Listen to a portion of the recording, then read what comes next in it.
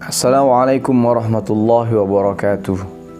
Sahabat Atma Channel yang dirahmati Allah Subhanahu wa taala. Sekarang kita berada di penghujung bulan Rajab. Artinya tepat pada tanggal 27 Rajab nanti umat Islam sedunia akan memperingati peristiwa mulia, peristiwa dahsyat, peristiwa agung, yaitu Isra dan Mi'rajnya Nabi Muhammad SAW. Banyak kisah, banyak pelajaran yang kita ambil dari peristiwa Isra dan Mi'raj ini. Yang pertama yang ingin saya sampaikan bahwa peristiwa Isra dan Mi'raj memberi pelajaran kepada kita bahwa tidak boleh meletakkan akal di atas iman, tapi letakkan iman di atas akal.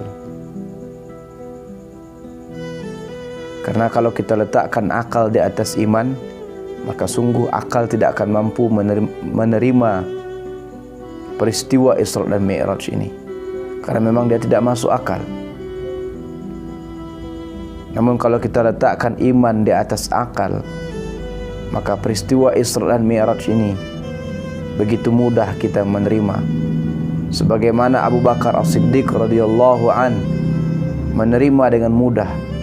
Bahkan beliau berkata kepada Abu Jahal, andaikan Muhammad SAW menyampaikan lebih dari itu, aku pasti percaya.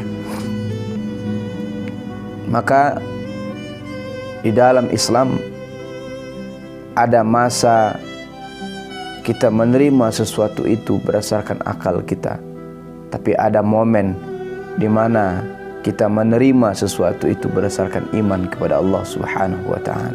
Intinya, jangan letakkan akal di atas iman, tapi letakkan iman di atas akal. Yang kedua, pelajaran yang ingin kita sampaikan dari peristiwa Isra dan Mi'raj ini adalah bahwa dalam surah Al-Isra ayat 1 itu, faqala Allah Ta'ala berfirman, subhanalladzi asra bi'abdihi lailan minal masjidil haram ilal masjidil aqsa.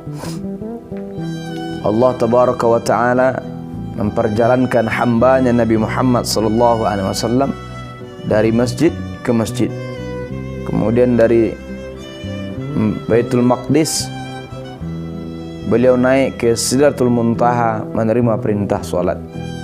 Artinya jangan pernah coba untuk memisahkan antara masjid dengan sholat. Kedua-duanya sangat berkaitan. Orang yang sholat tapi meninggalkan masjid sama seperti istri tak bersuami. Orang yang ke masjid tapi tidak sholat sama seperti suami tak beristri, tak sempurna rasanya. Maka yang sempurna itu adalah kita sholat dan sholatnya di masjid. Sekarang banyak pula ada yang mengatakan bahwa sebaik-baik tempat sholat bagi perempuan adalah masjid. Betul, memang begitu sabda Rasulullah SAW. Tapi ketika Amirul Mukminin Umar bin Khattab radhiyallahu an hendak pergi sholat subuh ke Masjid Nabawi, ternyata istrinya sudah berdiri di depan pintu. Kemudian Umar berkata kepada istrinya, Atikah, wahai istriku, hendak kemana engkau? Dijawab oleh istrinya, wahai suamiku, aku hendak pergi sholat ke Masjid Nabawi. Apa kata Umar radhiyallahu an? Bukankah Rasulullah telah bersabda, sebaik-baik tempat sholat bagi perempuan adalah di rumahnya? Kemudian istrinya berkata lagi, betul wahai suamiku, tapi apakah engkau ingin melarang sesuatu yang tidak dilarang oleh Nabi? Artinya apa? Perempuan ke masjid tidak dilarang oleh Nabi. Maka Umar tersenyum akan kecerdasan istrinya. Kemudian dia berkata kepada istrinya, wahai istriku, sebaik-baik makmum adalah makmum yang lebih dulu datang daripada imam. Maka silakan engkau duluan. Artinya apa jemaah yang dirahmati Allah Subhanahu wa taala? Betul, tempat solat terbaik bagi perempuan di rumah, tapi tidak ada larangan perempuan untuk masjid. Alangkah indahnya pasangan suami istri yang baru menikah bergandengan tangan ke masjid. Alangkah indahnya orang tua yang sudah lama menikah bergandengan ke masjid. Alangkah indahnya satu keluarga solat berjamaah ke masjid.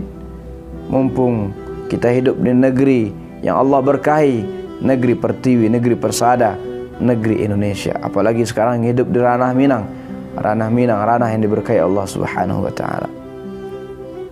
Jadi jangan pisahkan antara solat dengan masjid. Dan juga masjid menjadi simbol keimanan seseorang. Innama ya'muru masajidallah man amana billah. Orang yang memakmurkan masjid hanya orang-orang yang beriman kepada Allah. Maka jangan pernah menganggap sempurna baik iman kita kalau kita meninggalkan masjid.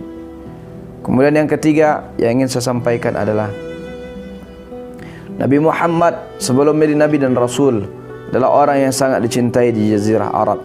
Akhlaknya yang paling bagus, tak ditemukan cacat dari dirinya, tak ditemukan dusta dari lisannya.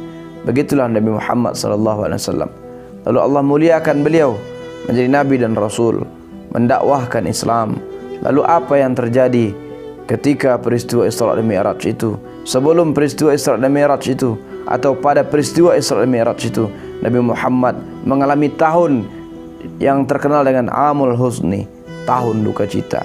Kalau Nabi Muhammad SAW yang tak ada cacat pada dirinya, akhlaknya bagus sejak dia lahir sampai dia menjadi Nabi dan Rasul.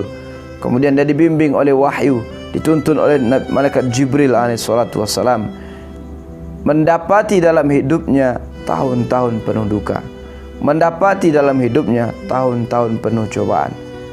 Lalu siapa kita? Siapa kita yang berharap tak pernah mendapat cobaan? Siapa kita yang mengeluh menyerah karena ujian? Nabi Muhammad saja mendapati Amul Husni, tahun duka cita dalam hidupnya. Lalu kita berharap bahwa dalam hidup kita tidak ada Amul Husni juga. Ini sama berharap matahari terbit di tengah malam. Nabi Muhammad sudah mengajarkan bagaimana melewati Amul Husni, bagaimana melewati tahun-tahun duka dalam hidupnya. Nabi Muhammad menyerah, berpasrah diri kepada Allah Subhanahu wa taala. Nabi Muhammad berhusnuzon kepada Allah Subhanahu wa taala. Nabi Muhammad terus berharap kepada Allah Subhanahu wa taala karena tidak ada satupun yang beliau jalani kecuali atas kehendak Allah Subhanahu wa taala. Saya yakin dan percaya setiap sahabat Atma memiliki masa-masa sulit dalam hidup, memiliki Amul Husni.